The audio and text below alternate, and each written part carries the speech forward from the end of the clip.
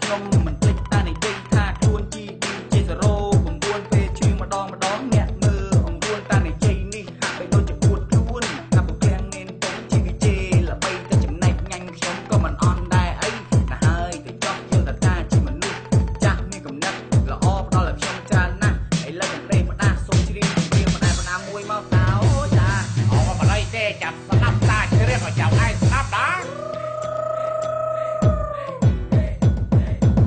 ខ្ញុំសូមតែផ្ដាំដល់មនុស្សគ្រប់ប្រា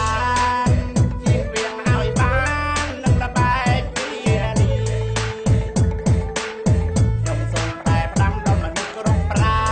ណជៀសវាងឲ្យបាននឹងលបែកពីនេះ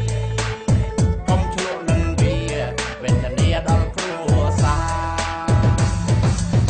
បានតានិយាយចិនខ្ញុំទូបន្តិចតែតានិយាយនេះគឺដូចអាមិចបើខ្ញុំ